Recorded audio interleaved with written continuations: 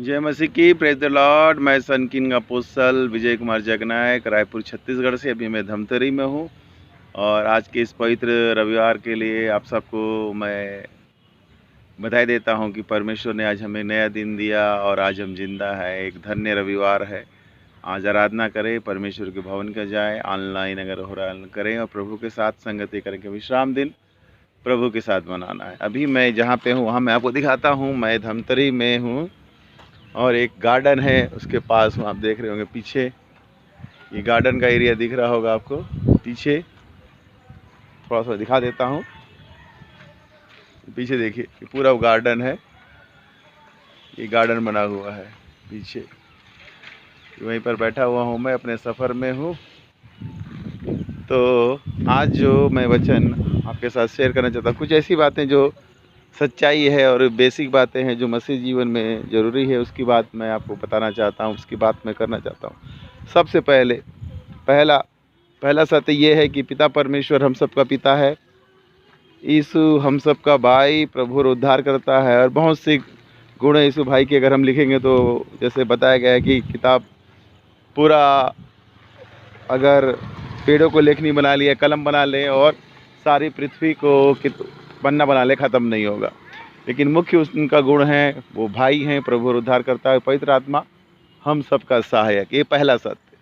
दूसरा सत्य, बाइबल में लिखी सब बातें सच हैं। उत्पत्ति से लेकर प्रकाशित वाक्य तक सब बातें सच हैं और पूरी बाइबल पढ़ी जानी चाहिए, तब आप वचनों का सही अर्थ समझ सकते हैं। तीसरा, स्वर्ग वास्तविक है, नरक वास्तविक है। और चौथा, न्याय का होना वास्तविक है। और दुष्ट आत्माएं, शैतानी शक्ति है, अंधकार की शक्तियाँ वास्तविक है। और जो लोग कहा गया कि लोग बहुत प्यारे हैं, पाप ने उन्हें गुलाम बना दिया है, पाप ने उन्हें गुलाम बना दिया है। लेकिन सब लोग प्यारे हैं। अभी मैं सफ़र में आके देख रहा हूँ, सब लोग बहुत प्यारे हैं, मेहनत कश हैं। लेकिन कुछ लोग ऐसे हैं जो अपने स्वभाव से मजदूर हैं और पापी प्रवृत्ति के। लेकिन कई लोग वचन के ना होने के कारण, ज्ञान के ना होने के कारण नाश हो गए हैं। तो अब आज मैं जो बेसिक चीज़ें हैं उसके बारे में बताऊँगा। आप वचन को इसको देख भी सकते हैं। तो पवित्र शास्त्र जो है पिता परमेश्वर, त्रिएक परमेश्वर की प्रेरणा से लिखा गया, हमको समझाने के लिए, उपदेश देने के लिए, जीवन में हमारे आनंद और शांति के लिए। और एक बात, यीशु मसीह भाई के पास ही अनंत जीवन का संदेश है। तो जब हम मसीह जीवन में आते हैं तो हमें प्रार्थना, संगति और जो शिक्षा है और जो याजक है, पास्टर है, उसका आदर करना चाहिए और उनके अधीनता में रहना चाहिए। आपको सीखना है, सीखिए और दानों वरदानों की खोज में लगे रहिए।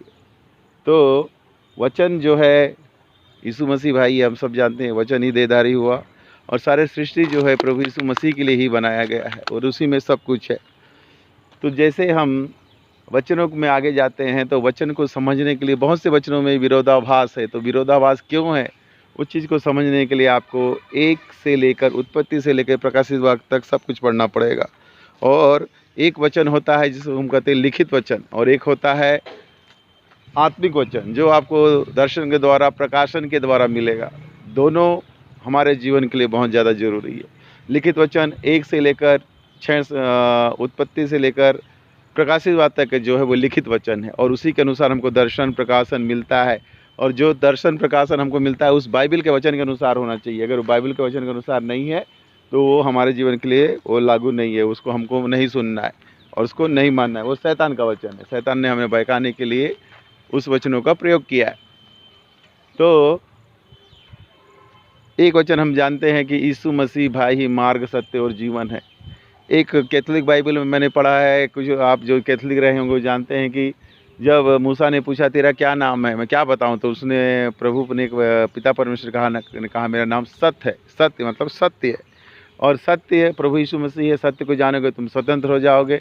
सत्य के कारण, सत्य ना बोलने के कारण हम जीवन में बहुत सारी परेशानी में आते हैं और एक झूठ छिपाने के लिए हम कई झूठ बोलते हैं। इस प्रकार परीक्षाओं में फंस जाते हैं और अपने जीवन को नरकी बना देते हैं। तो सबसे पहले कोशिश ये करना चाहिए कि हमारा चाल चलन साफ़ सुथरा हो, कम बोले, जो भी बोले वजनदार बोले और हमारे व्यवहार में वो सब झलके।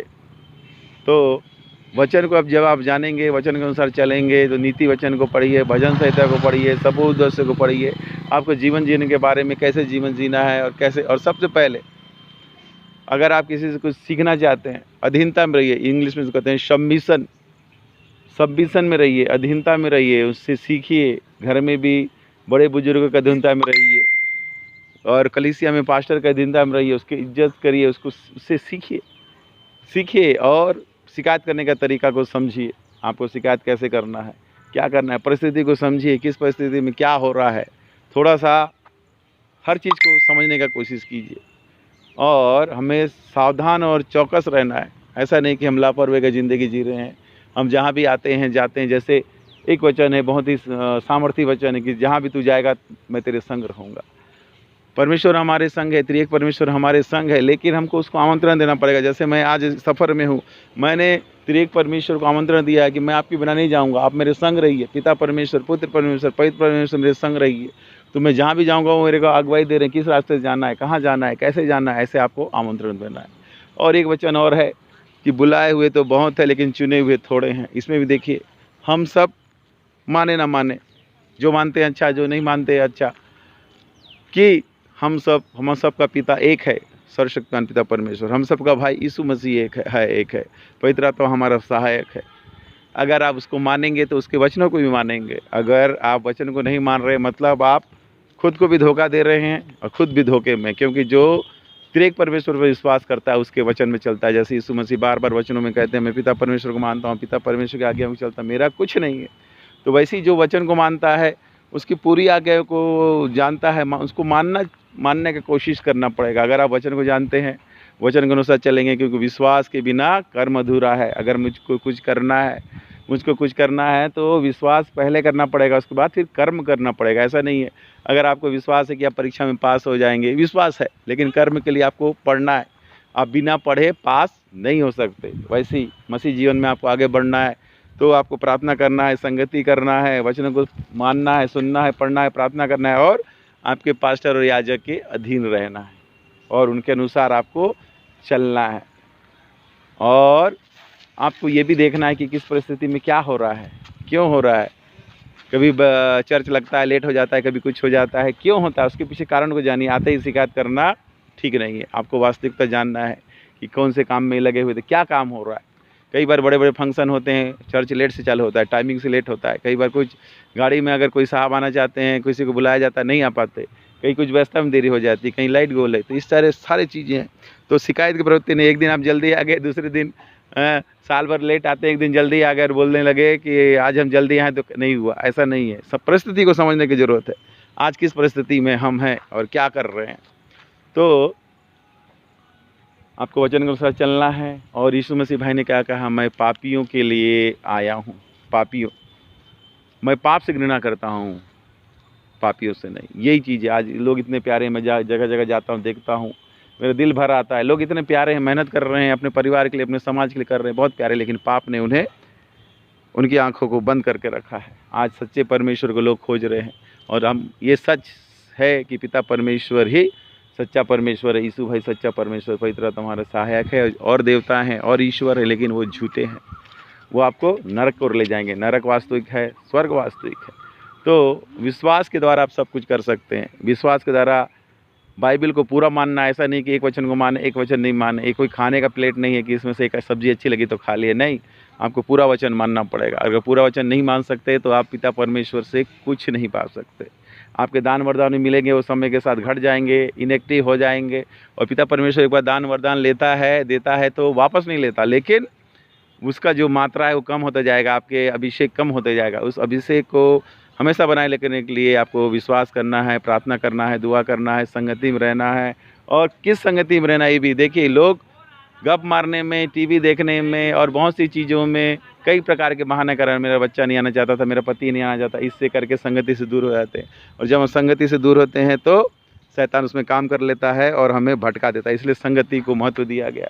क्यों यीशु भाई ने कलीसिया के लिए बात कही? कलीसिया इसलिए कि वहाँ पे विश्वासी लोग आए, जो प्रभु यीशु मसीह के चेले भाई है, वो संगति करे। प्रेरितों के काम में देखा तो संगति करते थे, प्रभु भोज लेते थे। तो आपको विश्वास करना है, पिता पुत्र पवित्र आत्मा का नाम बपतिस्मा लेना है, फिर प्रभु भोज लेना है, और उसको बनाए रखने के लिए प्रार्थना, विश्वास, कर्म, संगति करते जाना है। ये जब तक आप जिंदा हैं तब तक जीवन के हर क्षेत्र में आपको लागू करना पड़ेगा। कब कब क्या हो जाए आप नहीं जानते, कब आपका अभिषेक चला जाए, कब आपको नरक में ढकेल दिया जाए, कब आपको शैतान चुरा के ले जाए। इसलिए आपको हमेशा तैयार रहना पड़ेगा।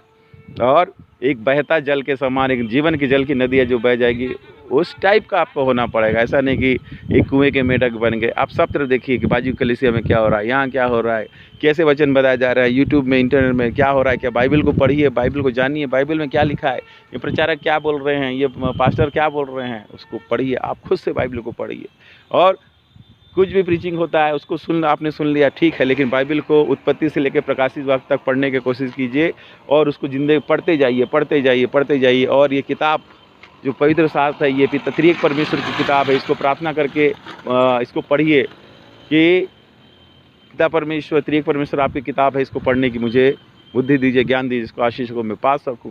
और उसके अनुसार जब तक प्रकाशन नहीं होगा आप इसको नहीं समझ सकते। बाइबल इस दुनिया की सबसे सरल किताब है, लेकिन जब तक पवित्र आत्मा को प्रकाशन न दे, ये बहुत ही कठिन किताब है लोगों के लिए। और जो दुष्ट आत्मा के ग्रसित होते हैं, इसको पढ़ते ही नींद आने लगता है, तो समझ जाइए कि वो दुष्ट आत्मा उसके अंदर है। तो उसके लिए प्रार्थना कीजिए, त्रिएक परमेश्वर सबसे मुक्ति दिलाएंगे।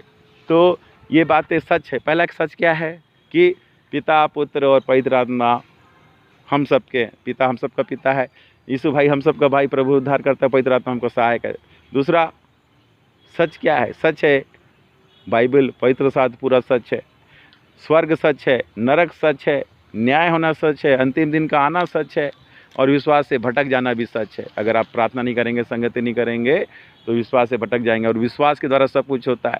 जैसे एक घर में 7 बच्चे हैं, 7 बच्चों में से सब ने वचन सुना, लेकिन नहीं, किसी ने विश्वास नहीं किया, लेकिन एक बेटे ने विश्वास कर लिया, सुना और माना, उसके अनुसार काम किया, तो उसको उसका फल मिलेगा, बाकी 6 को नहीं मिलेगा। ये समझिए, हम सब उसके संतान हैं। पिता परमेश्वर, यीशु हम सब का भाई है। लेकिन कई लोगों के जीवन में वरदान क्यों एक्टिवेट हो जाते हैं? क्योंकि वो वचन को मानता है, सुनता है और करता है। कई लोग चुन चुन को मानते हैं, ये वचन मेरे लिए है, ये वचन मेरे लिए नहीं। ऐसा नहीं है, पूरा बाइबल हमारे ऊपर लागू होगा।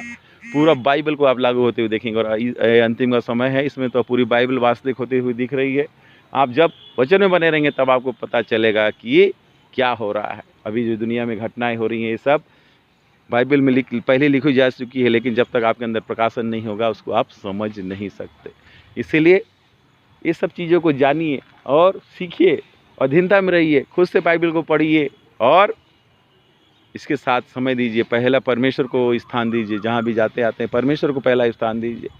अगर चर्च लगता है, चर्च में आइए। कुछ खास कारण है तो नहीं आइए, लेकिन अगर आप बाहर गपशप कर रहे, दुनिया के कामों में बिजी हैं, लेकिन चर्च नहीं आ रहे, तो ये आपकी गलती में माना जाएगा। ये इसका प्रभु लेखा लेगा। आज का पवित्र दिन है। अगर आज आप संगति में नहीं है, पर प्रॉब्लम में, अगर आप कुछ वास्तविक कारण से कहीं आ रहे जा रहे हैं, कुछ ऐसा काम है जो आपको करना जरूरी है, तो परमेश्वर आपको क्षमा करेगा। लेकिन अगर आप घर में बैठे हुए आराम कर रहे हैं, टीवी देख रहे हैं, मैच देख रहे हैं, फ़ोन में घंटों बात कर रहे हैं, इससे पड़ोसी वड़ोसी से बात कर रहे हैं, तो परमेश्वर आपको माफ़ नहीं करेगा। तो उसकी आज्ञाओं को मानना है। परमेश्वर का एक ही मांग है कि मेरी आज्ञा में चलो, मेरे मार्गों में चलो, मुझसे प्यार करो, तो सारी आशीष मैं तुमको दूंगा। परमेश्वर हमारा बहुत भला पिता है। यीशु हमारा बहुत भला परमेश्वर है। देखिए सब कुछ जो कर रहा है, लेकिन हम क्या कहता है, तुम्हारे विश्वास ने किया, तुम्हारे विश्वास ने किया। आज अगर हम विश्वास करेंगे कि मैं पास हो जाऊं तो हो जाएंगे क्या? नहीं, काम करने वाला भाई यीशु है। लेकिन इतना दीन है, वो कहता है कि तुम्हारे विश्वास ने तुम्हें चंगा किया, तुम्हारे विश्वास के कारण सब कुछ हुआ। इसीलिए इतना भला पिता है, इतना भला भाई है, और इतना भला पवित्र आत्मा हमारा सहायक, हमको सब कुछ सिखाएगा। लेकिन अधीनता में रहिए, वचनों से जुड़े रहिए, वचनों को पढ़िए, जानिए, मनन चिंतन कीजिए। नहीं आता तो पूछिए, लेकिन पूछने का तरीका सही होना चाहिए। आप उसको पूछिए क्या होता है उसमें। तो सबसे पहले आप बाइबल को पूरा पढ़िए। जब तक आप बाइबल को नहीं पढ़ेंगे, आजकल लोग नया निकाल के रखे, ये नया नियम है, पुराना नियम। कोई नया नियम नहीं, कोई पुराना नियम नहीं, सब पवित्र शास्त्र का वचन है। तो अगर आप, अब लोग बोल रहे थे उसके अनुसार बोलता हूँ, जब तक आप पुराना नियम नहीं पढ़ेंगे मलाकी तक, तब तक यीशु मसीह भाई की बातों को, उनके वचनों को आप सही नहीं समझ पाएंगे अर्थों। क्योंकि खुद यीशु मसीह भाई ये वचन है, और उन्होंने जो भी कहा है पिता परमेश्वर से सुना है, देखा है और कहा है। इसके लिए आपको पूरी बाइबल पढ़नी पड़ेगी। तो पूरी बाइबल को पढ़िए, सीखिए, अधीनता में रहिए और उसको जीवन में भी उतारिए। विश्वास कर्म के बिना अधूरा है। विश्वास को कर्म के साथ उतारिए, नहीं तो आप परमेश्वर से कुछ नहीं पाएंगे। जो भी पाया है वो धीरे धीरे ख़त्म हो जाएगा और एक दिन आप बुलाए हुए में आ जाएंगे, चुने हुए नहीं आएंगे। चुने हुए आना है तो विश्वास करिए, कर्म कीजिए, उसकी दया को ढूंढिए, बाइबल को पवित्र शास्त्र को पढ़िए, परमेश्वर को पहला स्थान दीजिए। अगर इस सब चीज़ों को नहीं करेंगे तो हमारे जीवन में बहुत परेशानी आएगी और परेशानी ये शैतान हमको नरक में डाल देगा, हम नरक में चले जाएंगे। इसीलिए अनंत जीवन का संदेश यीशु मसीह में है। यीशु मसीह भाई सच्चा परमेश्वर है, उसके जैसा भला परमेश्वर कोई कुछ नहीं है। पिता परमेश्वर ने हमें मौका दिया कि हम यीशु भाई को जान सकें, और बिना पिता परमेश्वर के चाहे कोई नहीं आ सकता, ये वचन में लिखा हुआ है। तो जब तक पिता परमेश्वर ना आए कोई यीशु मसीह के भाई के पास नहीं आ सकता, और बिना पवित्र आत्मा के कोई उसको अपना प्रभु और उद्धार करता और भाई स्वीकार नहीं कर सकता। इसीलिए उसके खोज में लगे रहिए। खोजना क्या है? खोजना ये है कि मेरे लिए क्या वचन है, मुझे क्या जिम्मेदारी दी गई है, मैं किस धरती पे आया हूँ। तो सबसे पहले सुबह घुटने में होइए, 1 मिनट की प्रार्थना कीजिए, सबसे पहले धन्यवाद दीजिए उसकी करुणा और दया के लिए आज हम जिंदा हैं। उसके बाद पूछिए क्या मैं प्रस्तुत हूँ, बताइए मैं क्या करूँ, कहाँ जाऊँ, क्या करूँ, तो पूरा आपको वो मार्गदर्शन देंगे। और बगवादी जैसे घंटे प्रार्थना करने की ज़रूरत नहीं, हमारा पिता परमेश्वर भाई यीशु मसीह सब जानते हैं कि हमें किन चीज़ों की ज़रूरत है, वो सब आपको प्रदान करेंगे। लेकिन आत्मा और सच्चाई से उसके आराधना कीजिए, दिखावट के लिए नहीं, दिखावट के लिए नहीं, दिखावट के लिए चर्च मत आइए, दिखावट के लिए बाइबल मत पढ़िए, दिखावट के लिए प्रार्थना मत कीजिए, सब कुछ दिल से कीजिए, आत्मा और सच्चाई से, क्योंकि अंतर मन को जानने वाला हमारा परमेश्वर है। और अधिकारों को, खासकर जो नियम है उसको मत तोड़िए, अधिकारों को मत तोड़िए। एक याजक का जो कर्तव्य है उसको मत सिखाइए, एक याजक का जो अधिकार है उसके अधिकार क्षेत्र में दखल मत दीजिए। जैसे साउल ने किया, साउल ने शमूएल का नबी का इंतजार नहीं किया और बलि दे दिया, तो क्या हुआ? परमेश्वर ने उसे छोड़ दिया और उसने आज्ञा को नहीं माना। तो इस प्रकार से होता है, इसीलिए किसी के अधिकार क्षेत्र में दखल मत दीजिए, बहुत सोचिए समझिए और एक आदर के ढंग से बोलिए। अगर किसी को शिकायत है तो बोलने का एक तरीका होता है, उस तरीक़े को सीखिए। और अगर आपको पासवान कुछ बोल रहा है, समझा रहा है, तो उसको समझिए कि क्यों बोला जा रहा है, क्योंकि मसीह जीवन बहुत ही अच्छा जीवन है, सुगंधि का जीवन है। लेकिन जैसे एक बूंद जहर पूरे दूध को जहर कर देती है, एक बूंद खटाई पूरे दूध को फाड़ देती है, उसी प्रकार एक बूंद अविश्वास, एक बूंद अनाज्ञाकारिता आपके सारे मसीह जीवन को खराब कर देगी और आपको पता भी नहीं चलेगा कि आप कब नरक में चले गए। इसीलिए अपने विश्वास को थामे रहना है, वचनों को सीखना है, जानना है, पढ़ना है, मनन करना है, चिंतन करना है, अपने कलीसिया के अगुवा के अधीनता रहना है।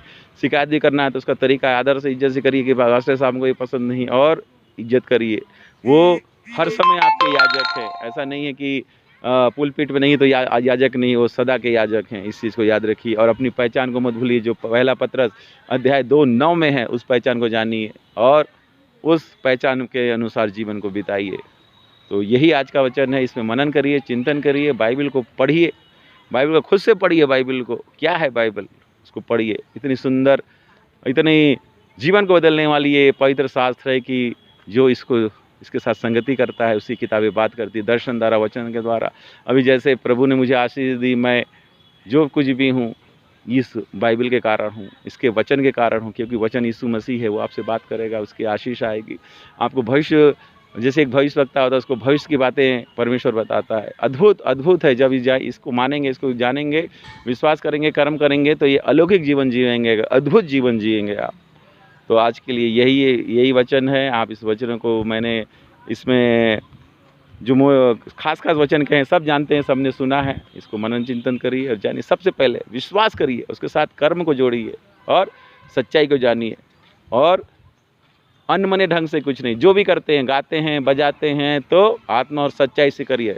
थोड़ा करते हैं लेकिन अच्छा करिए, और दिखाने के लिए नहीं, काम करिए परमेश्वर के लिए, परमेश्वर को प्रसन्न करने के लिए, किसी मनुष्य को प्रसन्न करने के लिए नहीं, किसी पास्टर को प्रसन्न करने के लिए, किसी चर्च को प्रसन्न करने के लिए, किसी को दिखावा करने के लिए नहीं। त्रिएक परमेश्वर, जिसमें पिता शामिल है, पुत्र शामिल है, पवित्र आत्मा शामिल है, इसको प्रसन्न करने के लिए कीजिए। कोई भी काम कीजिए, प्रभु आप सबको आशीष देगा, मुझे भी आशीष देगा। तो त्रिएक परमेश्वर हम सबको आशीष दे, हमारे संग और साथ रहे, हमें अपने अद्भुत आनंद में रखे और आनंद जीवन में हमारी अगुवाई करे और हमें स्वर्ग ले जाए। सबको जय मसीह, प्रेज द लॉर्ड, शालोम। और प्लीज़ इसको सब्सक्राइब कीजिए, लाइक कीजिए, शेयर कीजिए। Praise the Lord, shalom shalom shalom shalom.